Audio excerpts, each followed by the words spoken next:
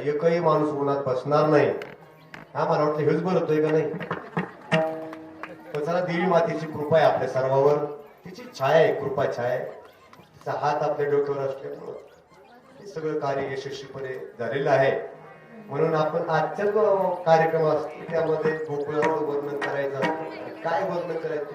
चरित्र उच्चारावे केले देव केले देव केले देव चरित्र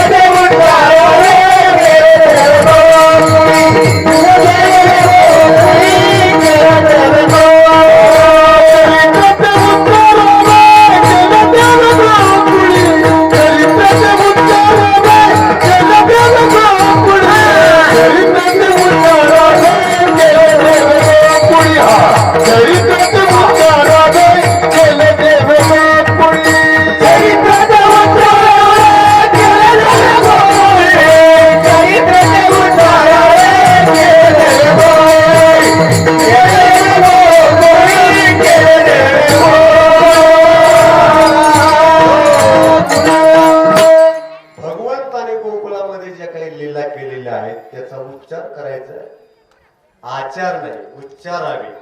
चरित्र ते उच्चारावे केले देवी.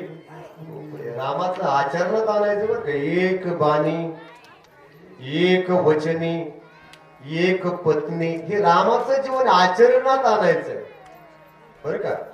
वडिलांची सेवा, आईची सेवा, सख्या आईची तर केलीच केली, पण सावत्राईच्या सहवासात लहानाच्या मोठे झाले. कोण? राम. कौशल्येकडे मोठे नाही झाले, कौशल्येकडे जन्म आहे. आणि कैकेयीने सांभाळले. कुणी सांभाळले? रामाला कुणी सांभाळले? आपल्यात आहे का कुणी कैकेयी? आपल्यातली कैकेयी पुढे गेली असेल कडे. नाव ठेवायला सुद्धा भेटत लोक. दूरच आहे का कुणी आपल्यात? हा नाही. गावात आहे वय कीर्तन का पुणे आणलं. कैकेयी, दुर्योधन, शेकुणी आहे का आपल्या गावात कुणी? नाही आहे. नाव ठेवलेलं नसून अजून. शकुनी, धृतराष्ट्र, संजय हे पात्र खूप गोड आहेत बरं. कैकेयीच्या महालात लहानाचा मोठा झालेला राम. प्रत्येक शब्दात मर्यादा आहे त्याच्या जीवनामध्ये. त्याच्या जीवनात काय आहे? मर्यादा आहे. ही मर्यादा प्रत्येकाच्या जीवनात असावी. आणि हे कृष्णाच्या जीवनामध्ये कृष्णाचं जीवन मुक्त होत. कृष्ण जीवन कसं होतं? मुक्त होत. भक्त भक्तांचा राखण आणि दुर्जनाचा संवार. भक्ता राखी पायापासी आणि दुर्जनासी संवारी, असं कृष्णाचं जीवन होतं. थोडस वेगळा भाग सांगतो मी तुम्हाला.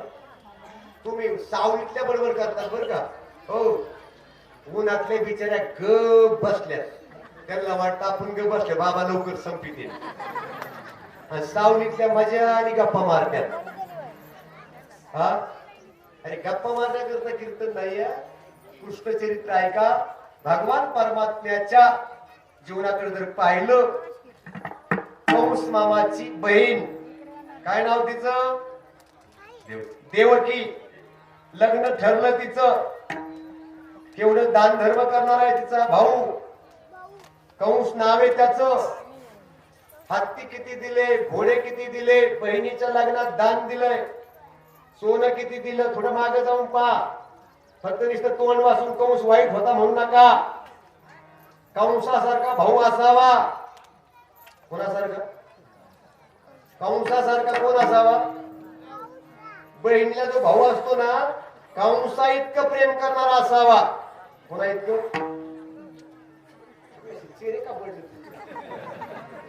याचा अर्थ तुम्ही कंसाला वाईट समजता. आता ऐका ऐका ऐका. कंस जर वाईट होता तर त्याच्या बहिणीच्या लग्नात 21 हत्ती दान दिले, घोडे दान दिले, गायी दान दिल्या, सोनं दान दिलं वसुदेवाला. वरात निघाली आणि स्वतः राजा असून राजे पण विसरला. ऐका कंस, ऐका. कोण सांगतोय मी तुम्हाला? मी कंस सांगतोय. कंस नाचत होता आपल्या लग्नात. कोणाच्या लग्नात? बस तीच लक्ष देऊन ऐका. राजा आहे. राजा कुठे नाचतो का? पण राजाची बहीण आहे. तो म्हणतो मी आज राजा नाही, माझ्या बहिणीची वरात आहे. बहिणीची वरात कंसाच्या दारात. लक्ष आहे तुमचं? बहिणीची वरात आहे, कंसाच्या दारात आहे. आणि नाचतोय बेभान. आनंद झालाय. भरपूर दान दक्षिणा दिलेली आहे. सगळे जीवन जा बरं, माझ्या बहिणीचं लग्न आहे असं सांगतोय तो सगळ्याला. उपवाशी कोणी जाऊ नका. दान धर्म चालू केला.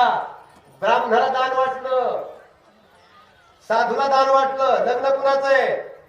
मोठ्याच्या घरचं आहे, कंसाच्या बहिणीचं आहे. आणि नाचत असताना अचानक आकाशात वीज चमकली. नाचता नाचता वीज चमकली, आकाशवाणी झाली. हे कंसा, काय नाचतोस? काय आनंद झालाय तुला? लक्ष देऊन ऐक. या देवकीच्या पोटी जो 8वा जन्माला येईल ना, तो तुझा घात करणार आहे. नाच. नाचणं संपलं. डीजे बंद पडला. बघत काय तोंडाकडं? काय झालं?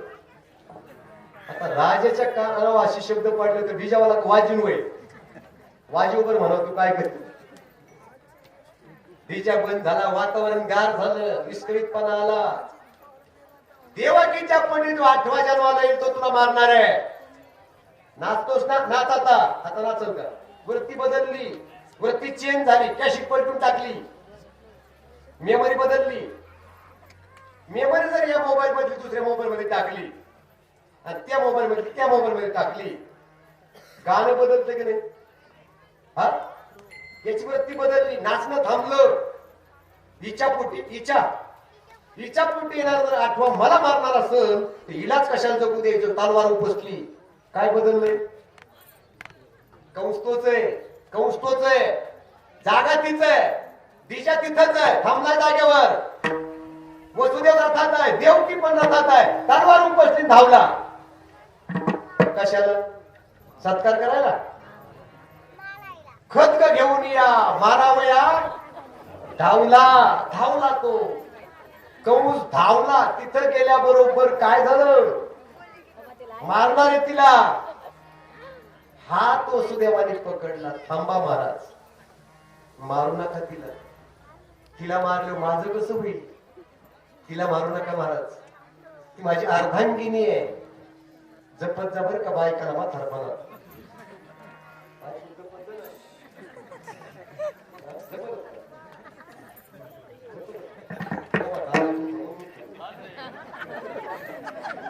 म्हातारपणात बायकाला जपत जा, तेवढाच आधार आहे बरं का महाराज. मी सांगत नाही म्हणजे तू कुमार सांगतात. नाही रे, नाही नाही नाही म्हणा नाही कुणाचे कुणी तुझे नव्हे रे कोणी. नाही कुणाचे कुणी तुझे नव्हे रे कोणी. हे आतील रातील एकला प्राण्या माझे माझे म्हणून. आतील रातील एकला प्राण्या माझे माझे म्हणून. बहीण कुणाची भाव कुणाचा कोण कुणाचे सखे सोय. बहीण कुणाची भाव कुणाचा कोण कुणाचे सखे सोय.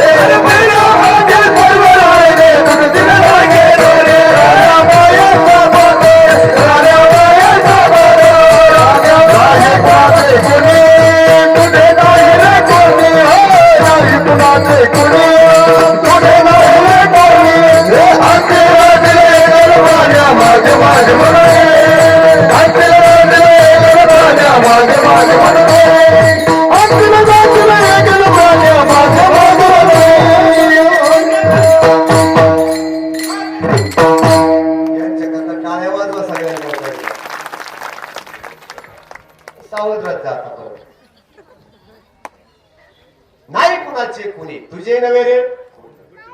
म्हणून कंसाच्या लक्षात आलं आपल्या जीवाचा घात करणार. माझा घात हिच्या पोटी. हिचं काय करायची मला? होय, काय बदललं? वृत्ती बदलली. कंस तोच आहे, जागा तीच आहे. भाव बदलला, द्वेष वाढला आणि प्रेम मावळलं. बघा लक्ष नाही का कीर्तन नेहमी ऐकतो आपण. हृदयामध्ये द्वेष आला की प्रेम मावळतो. हृदयामध्ये द्वेष आला की प्रेम मावळतं. प्रेमाला जागा राहत नाही. द्वेष भाव एकदा भरला गच्च भरलं हृदय. कशानं? द्वेषात्मक बुद्धी. इज्जत जगून मार काय सोनं व्हायचं का? हिच्या पोटी येणारा मला मारणारे ना हिलाच मारतो. खटक घेतलं मारावया धावला आणि तेवढ्यात वसुदेवाने हात थांबा महाराज. सत्ता तुमची आहे. दोन्ही हात जोडले. सत्ता तुमची आहे. तारा किंवा मारा पण माझे दोन शब्द ऐका. आम्ही दोघही पती पत्नी तुम्हाला शरण आहे. आम्ही म्हणलो का तुम्हाला मारा म्हणून? हे मारणं हे आमच्या हातात नाही. ते त्याच्या हातात आहे. आले देवाजीच्या आणि तेथे कोणाचे झाले. हा त्याच्या मनात आल्यावर काय होईल सांगता येत नाही. नरराजा वनवास झाला. स्नान करण्याकरता गंगेत उतरतो. इंद्र त्याचे कपडे घेऊन जातो. पत्नी विचारते महाराज चेहरा पडलाय तुमचा, काय करू? बाहेर येण्यासारखं राहिलं नाही. कपडे गेले चोरी. स्त्री खरी ती असते आपल्या पतीच्या दुःखात उडी घालते ना ती स्त्री खरी असते. आपल्या अंगावरची साडी काढली आणि आपल्या पतीला सांगितलं अर्धी तुम्ही घाला. माझी तर अर्धी गुंडाळलेली आहेच. अर्धी साडी आपल्या पतीला दिली. ऐकलं होतं कधी तुम्ही? त्या दमयंतीने अर्धी साडी तिच्या नवऱ्याला नेसायला दिली. त्यांनी अर्धी. राजा आहे तो. राजा गरीब घरातला नाही, रघुकुलातला आहे. रामाचा वंशज आहे, पूर्वज आहे. हरिश्चंद्र राजाच्या कुलातला मोठ्या घरातला राजा आहे. अयोध्येचा सम्राट आहे. आणि त्याच्या वाट्याला हे दुःख आले. अर्धी साडी नेसला पत्नीची. दोघही पती पत्नी जंगलात गेले. त्याला वाटलं ही राजाचं लेकरू आहे. आपल्याला दुःख आहे, तिला कशाला दुःख द्यायचं? आपलं दुःख तिला कशाला? 6 महिने एकत्रित फिरले एका साडीत एका वस्त्रात. आणि ते रात्रीच्या वेळी झोपल्यावर त्यांनी तलवार घेतली. वस्त्रच कापलं. अर्ध वस्त्र तिला सोडून दिलं. निघून गेला राजा. एक वस्त्र दोघा प्रती. नरराजा दमयंती एक वस्त्र दोघा प्रती. गेला राजा निघून. राजा गेलो. पत्नी रडायला लागली. काय करू? कुठे गेले ते? माठ घेतला सापडत नाही. दुःखी झाली. पण बापाच्या घरी जाणार नाही. मी जरी मोठ्याचे असले तर ते सापडत नाहीत तोपर्यंत मी कुणाची मजुरी करून खाईल. बापाच्या घरी जाणार नाही निश्चय केला. आणि एका राजाच्या महालात भांडी घासायचं काम, धुण्या भांड्याचं काम केलं. आणि 12 वर्षांनी तो वनवास संपला. नर राजा दमयंती भेटले. असं प्रेम असावं पत्नीचं पतीवर. जेव्हा कंसाला आपल्या बहिणीला मारतोय वसुदेवाने सांगितलं ती माझी अर्धांगिनी आहे. ती गेलं मी काय करू? मला आधी मारा. आधी मला तुझा दोष नाही. राजा नियमातला होता. लक्ष देऊन ऐका. कंस पण तुझा दोष नाही. तुला का मारू? मला मारा. पत्नी मेला मी कशाला जगू? कोण म्हणतंय? वसुदेव. आधी मला मारा मग तिला मारा. त्यांनी सांगितलं काय दुसरा पर्याय आहे का वसुदेवा? वसुदेवाने सांगितलं आमच्या पोटी जे जे लेकर जन्माला ती तुम्हाला स्वाधीन करून टाकू. तुम्ही ठरवा काय करायचंय. तुम्ही ठरवा. ठरवलं. लेकरू जन्माला आलं. बंदी खाण्यात घातलं बरं का. कशात घातलं? कारागृहात घातलं. पती पत्नीला मारायचं सोडून दिलं विचार. बंदी खाण्यात घातलं. लेकरू जन्माला आलं. पहिलं लेकरू जन्माला आलं. लगेच सेवकाने पाहिलं. सेवक पाहिले की राजाकडे महाराज वसुदेव देवकीला लेकरू झालेलं आहे. महाराज म्हटले लगेच धावतच आले.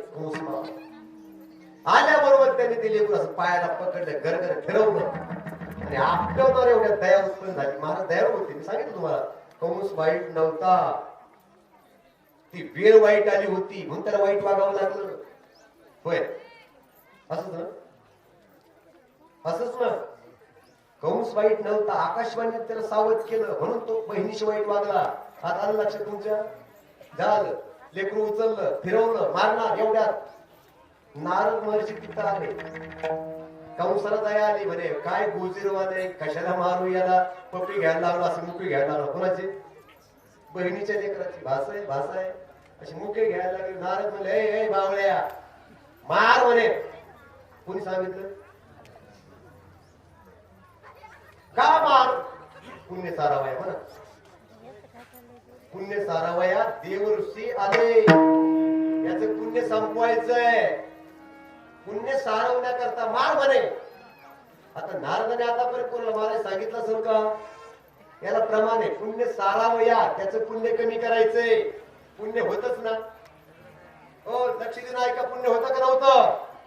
ज्या अर्थी याचं पुण्य संपवायला देव ऋषी आले, त्या अर्थी कंसाचं पुण्य व्हावा होत. त्याच्या हातून बाळ हत्या करून घेतल्या. आपण नाही केल्या का? आपण केल्या का नाही? पोरी मारल्या का नाही आपण?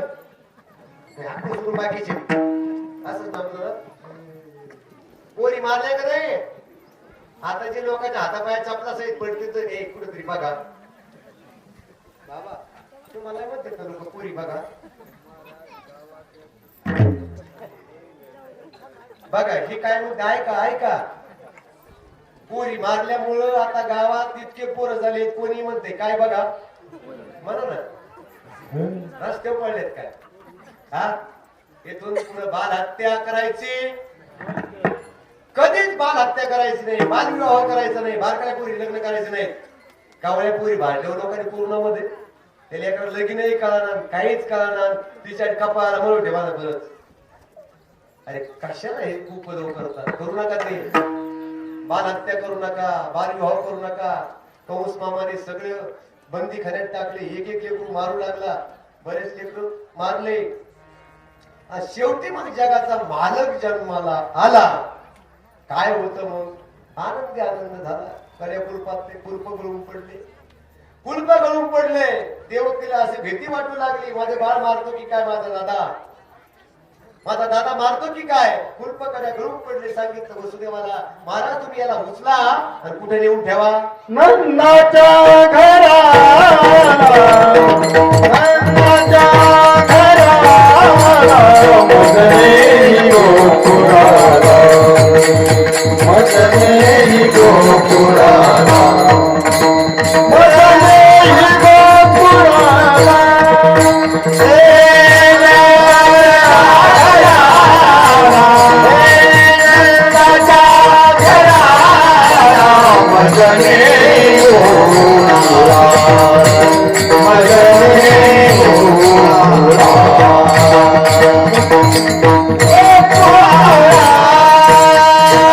माया उपदली तेथे देवी माता घेते, माया उपदली तेथे देवी माता घेते. नंदाच्या घराला, नंदाच्या घराला मजले गोकुळाला, मजले गोकुळाला, मजले गोकुळाला.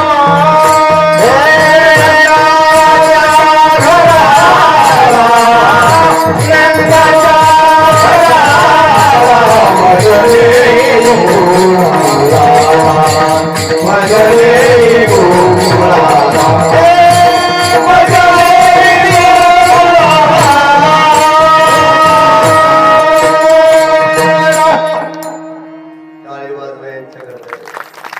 छान. बरं झालं तुमच्या म्हणण्यामुळं वसुदेवाने बाळ उचललं, पाठीत घातलं, डोक्यावर पाठी घेतली. धो धो पाऊस यायला लागला. यमुनेला पूर आला, यमुनेला पूर आला. लेकरू घेऊन निघलो. संकट बघा कशी माणसाची परीक्षा पाहतात. मी तर नेहमी सांगत असतो, संकट येतं ना तेव्हा निर्भय राहा, त्याचा सामना करा. खचून जाऊ नका, आत्महत्या करू नका, आत्महत्या करू नका. किती लेकरं गेले तरी हे खचत नाहीत. पती पत्नी निर्भय. हे उचललं लेकरू, आठवं पाठीत घातलं, डोक्यावर घेतलं. यमुनेला पूर आलेला आहे आणि त्या पुराच्या पाण्यातून कोणीकडे कसं जावं? यमुना मैया मला पलीकडे जायचंय ग. वाट यमुनेनं वाट दिली. पण मध्यभागी गेल्या यमुनेला असं वाटलं देव जन्माला आलाय आणि दर्शन नाही घेतलं ही संधी परत केव्हा भेटायची. मध्यभागी वसुदेवाला भडा भडा पाणी वाढलं, नळड्याला तोंडाला पाणी, लगेच नाकाडोळ्यात पाणी. भगवंताला वाटलं आपल्या बापाच्या नाकाडोळ्यात पाणी जाईपर्यंत तिला दर्शन द्या. पटकन पाय काढलं यमुनेला दर्शन दिलं. अंगठा बुडवला, बरोबर यमुना माता वसरली. खूप भाग्य आपलं सर्वांचं. यमुना आहे, गंगा आहे, गोदावरी आहे, तापी आहे, नर्मदा आहे, कावेरी आहे, सरस्वती आहे. आंघोळ करताना तुम्ही म्हटलं गीता, गंगा, गायत्री, सीता, सत्या, सरस्वती, गोदावरी ह्या सगळ्या नदीची नावं घेतली की ते पाणी आपल्या अंगावर पडल्याचं समाधान आणि ते पुण्य लागतं बरं का. आंघोळ करताना त्या नदीचं नाव घेऊन पाणीचं शरीरचं त्याचं नाव घेत जा, पाणी अंगावर घेत जा. सहज मिळणारे पुण्य. पुण्यवंत व्हावे वाची म्हणता गंगा गंगा सगळं पाप जाळे भंगा. हे करे यमुनेने दर्शन दिल्याबरोबर यमुना बसली. नंद बाबाच्या वाड्यामध्ये नेमून कृष्णाला ठेवलं. इकडे एवढा आनंद उत्सव साजरा झाला. ती माया तोरणे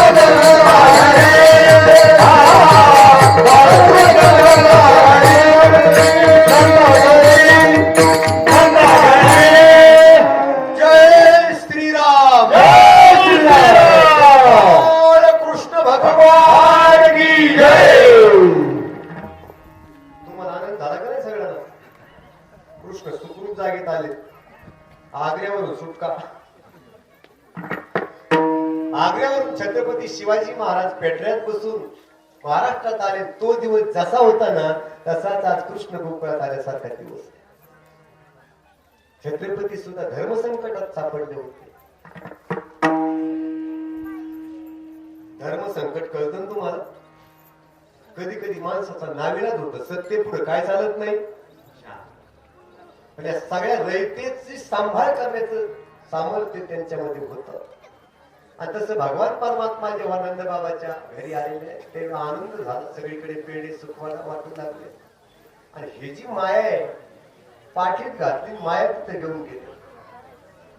तिथं ठेवल्याबरोबर लगेच कंस मामाला लेकरू झालंय मामा.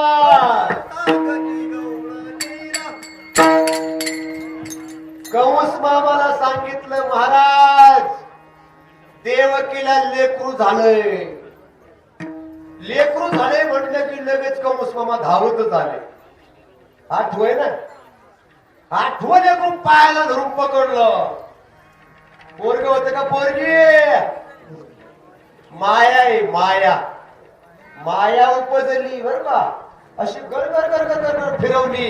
हातातली सुटली ना आकाशवाणी झाली. हे कंसा कृष्ण गोकुळी जन्मला. कृष्ण गोकुळी जन्मला. कृष्ण गोकुळी जन्मला. कृष्ण गोकुळी जन्मला.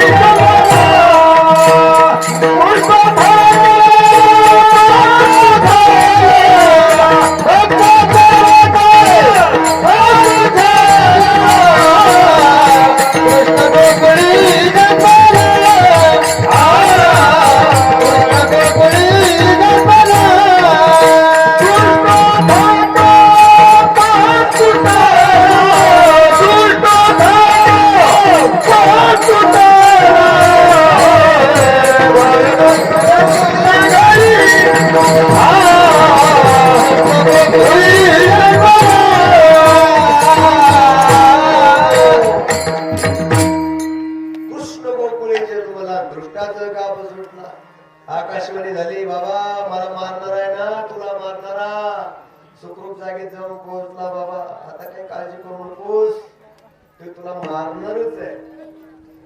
मारतोच तर का त्याला. त्याला कृष्ण लहानाचा मोठा होतो, खड्या करतो, सगळं सांगत बस, आपल्याकडे वेळ नाही. पण कृष्ण आपण गोकुळातून घेऊन जाऊ. आता कुठे न्यावं लागेल? यमुनेच्या तीरावर. वड्या करू नको माझे बापा हे काय वड्या वगैरे आता नेहमी तुम्हाला काले वगैरे ऐकाय भेटतात. माय काय काला सांगणारा महाराज नाही, प्रपंचिक महाराज लोक आहेत. काला कुणी करावा, का करावा, काही काही महाराज लोकांनी मत नोंदवलं म्हणजे प्रपंचिक महाराज लोकांनी काला म्हणा ना करू नये. तुमचं काय मत आहे? लोकांचं मला म्हणायचं, तुमचं मत असेल तर करावा का नाही करावा? तुकाराम महाराजांनी गाथा लिहू नये, कारण तुकाराम महाराज प्रपंच नाही लिहावा. एकनाथ महाराजांनी भागवत कथा लिहू नये, रामायण लिहू नये, कारण प्रपंच असं ना. का लक्ष देऊ नये का? रात्री जगन्नाथ बाबांनी सांगितलं, जो परमार्थ करतो तो कोण हे पाहू नका, त्याची वृत्ती पहा, त्याचं कार्य पहा.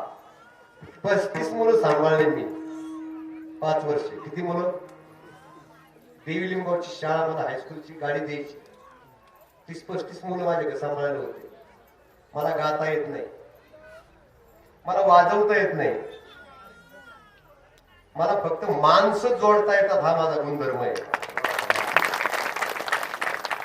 माझे 35 मुलं होते माझ्याकडे. पत्र्याचं शेड बनवलं, 2 माणसं, 2, एक वाजवणारा एक गाणारा. पण माझ्या परिसरात सगळ्या लोकांना माहिती, ते कुटुंबासहित आणले. त्या मुलांना ते सगळं धार्मिक शिक्षण पुढे चालून एक पूर्व क्षेत्रात पडलं. मला उदासी भरली, ही संस्थाच बंद आहे, बस नको आता, ही जबाबदारी आहे. कार्यक्रम पण वाढले. मी मंदिरावर 20-22 कार्यक्रम मला महिन्यात येत. मला बाहेर पळावं लागतं. लेकर सांभाळत बसू का बाहेर पळू, अशा 2 अवस्थेमुळं मी लेकर सांभाळणं बंद केलं. आता 4 पोरं येतो माझ्याकडे. किती येतं? ते नामदेव आता इथे भावकथा करतो ना, ज्ञानेश्वरीची भावकथा सांगतोय. किती दिवस झाला नामदेव तुला येऊन माझ्याकडं? 5-6 महिने झाले तो माझ्याकडे आलेला आहे. एवढा गोड बोलतोय तो. त्याचं कारण माहितीये तुम्हाला? रोज व्यासपीठ आहे त्याला बोलायला, रोज. मी कुठेही कार्यक्रम त्याला दिवस होतो. बाकीचे महाराज शिष्याला मोठं होऊ देत नाही. शिष्याला पायदळी कसं तुडवते तिथे पाहतात. मला वाटतं लवकर नामदेवाने आपल्या बरोबर कीर्तन करावं, आपल्या बरोबर फिरावं, आपलं नाव घेईल ना. महाराजांनी मला घडवलं एवढं तर म्हणत. जळकी वृत्ती ठेवून परमार्थ वाढत नाही, परमार्थ बुडतो.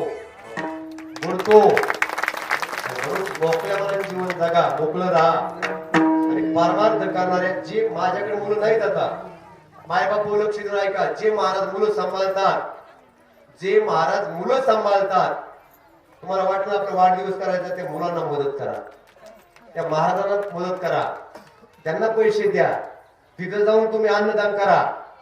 इतर तर पार्ट्या वगैरे देऊ नका. मला वाटलं ना त्या लोकांना मदत करा. मग ते महाराज कोणत्या जातीचे ते पाहू नका. मुलं सांभाळतात ना, महाराज पहा. जाती धर्माला किंमत नसते, कारण संप्रदाय जातीवर चालत नाही, विचारावर चालतो.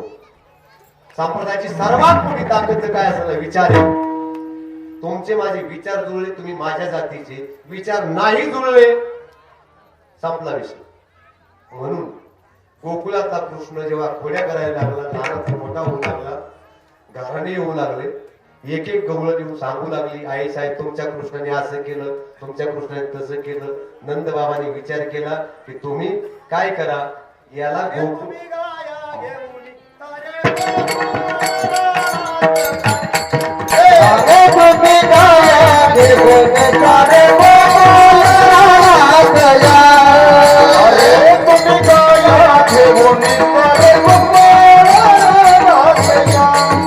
अरे तुम गाया घेऊन सारे गोपाळ गया.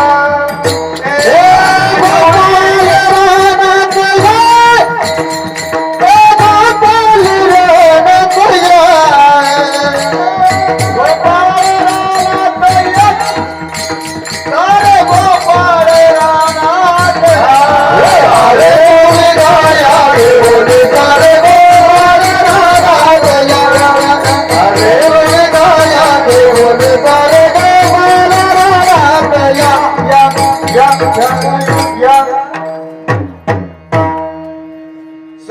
गोपाळ सवंगडे आपले जे शिदोऱ्या असतात काही काही आपोआपल्या शिदोऱ्या बांधल्या हा हे खेळ खेळायचा आहे का तुम्हाला आणि मग ते यमुनेच्या तीरावर खेळ खेळू लागले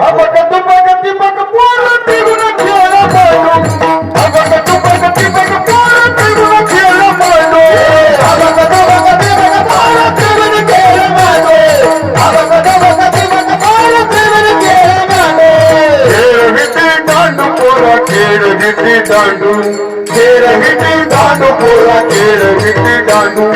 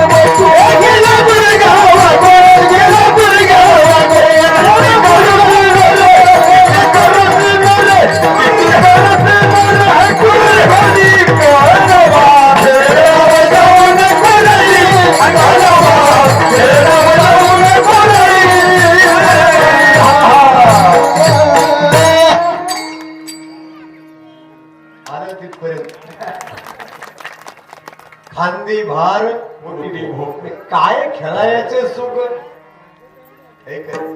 असो रजिस्टर पाहिजे ते नाव टिपणारे दोन पोरं बसा आणि नारळ आणा इकडं अगदी 5 मिनिटामध्ये काल्याचा कार्यक्रम उरकून आपलं पुढच्या वर्षीचं जे नियोजन आहे ते आपल्याला सप्ताह करायचंय का आवाज येऊ दे तुमचं करायचंय का पुढच्या वर्षी सप्ताह करायचंय का तुमचे कोण वर्गणच घ्यायची नाही गडी माणसाकडून यांची वर्ग नको ना आपल्याला नको का तुम्ही नको म्हणा ना रजिस्टर आणा श्रीफळ आणा एक 5 मिनिटामध्ये बाकीची प्रक्रिया होतो तुम्हाला संधी नारळ आणून ठेवा नारळ रजिस्टर आणि श्रीफळ आणून ठेवा महिला इकून येतील, आपले नारळ घेतील आणि इकून निघून परत आपल्या जागेत जाऊन बसतील. इकून यायचं एका एकाने. आणि इथं मात्र पोरं दोघं जण वर तिथं नाव टिपून त्याला श्रीफळ द्या. हा हो, भजन भजन. ज्ञानेश्वर माऊली ज्ञानराज माऊली ज्ञानेश्वर माऊली ज्ञानराज माऊली ज्ञानेश्वर माऊली ज्ञानराज माऊली माऊली ज्ञानेश्वर माऊली ज्ञानेश्वर माऊली ज्ञानराज माऊली.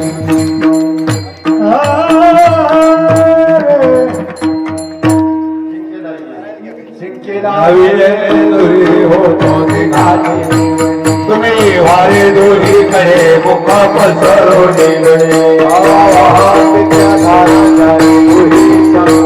तुम्ही वारे दोरी कडे मुख पसरवले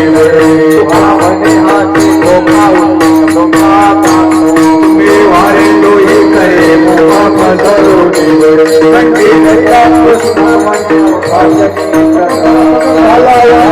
करुणिका वैष्णविका संग्राम करुणिका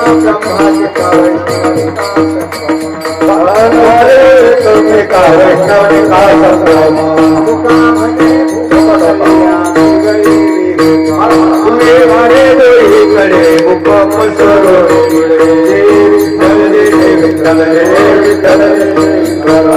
पुढे गेले पुढे गेले वाटोळी राजमापराध महाराज तुम्ही आहे अधिकार राजमापराध महाराज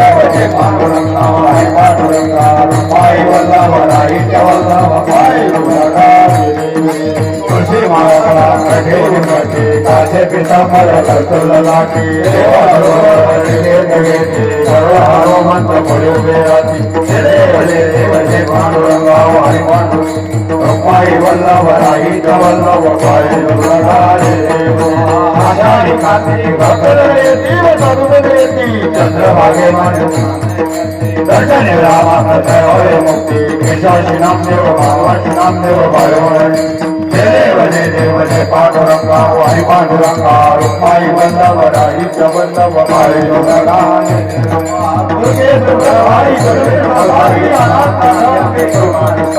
वारे वारे जन्म मरणाची वारी देव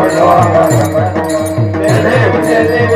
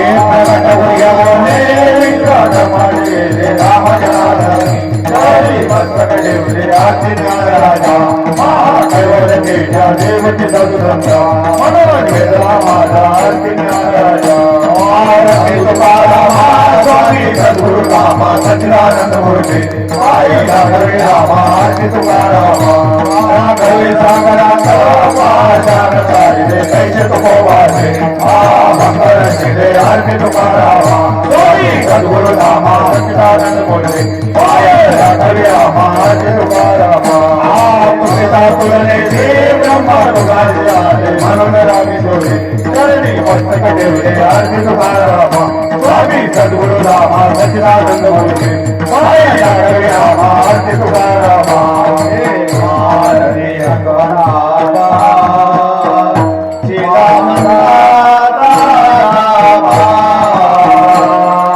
वैराग्य मूर्तिवंत देश शांतीची शोभा आरती भगवान बाबा तुलसी उगवाया रथ सारे ते रावणी आये देवा रावणी आये देवा दिले अभय आरती भगवान बाबा आरती भगवान बाबा तेरा नंदा दारावा देव देवा साई मामी सर्वगला गाओ जय देव माता आई बाई भाग्याची खाना पिता तोलाची आमुन्नेवा पिता धर्माने अन्न समान त्यावळे नाव समेवा जय देव देवा गाओ तुमचा महिमा मी भक्त गाओ जय देव बाल ब्रह्मचारी घटे वंदे राजमता विठ्ठलपती कृपा गंगा मंगळ समिती उपासयोगी कैने नामानी जय देव देवा गाओ तुमचा महिमा मी भक्त गाओ जय देव स्त्रिया समानिले माते समान आज्ञा समाधान केले सम्मान परमार्थ मिटले सन्मान अंगी धरे अंगी समान जय देव देवा गाओ तुमचा महिमा मी भक्त गाओ जय देव उग्र भाषा माई अंतरी माया आई भेदभाव कृपेची छाया मनती सर्वा लागती माया भावंता अवतार जगत रावया जय देव देवा गाओ तुमचा महिमा मी भक्त गाओ जय देव दामोदर नाथाची क्षमा महाना परंपरेने लागले जाना शंकर रावला हे वामन वाचा सिद्धीने दारुणा जय देव देवा गाओ तुमचा महिमा मी भक्त गाओ जय देव यादव बाबाने अंतर जाणून जन लोकांचे निर्णय बरोबर जैनी नाथांचा अभिषेक करून संस्थानावरती बैसले वामन जय देव देवा गाओ तुमचा महिमा मी भक्त गाओ जय देव भगवंताची आकाशवरती भगवंतावरती दर्शन वंदित भावनावरती आमचे भावनावरती जय देव देवा गाओ तुमचा महिमा मी भक्त गाओ जय देव काही भांगन वजे डोळ्यात पाय लागे ओवाळी नमः ठेवलं पाय ठेव बार पाय ठेवलं पाय खाली बसा सगळे खाली बसा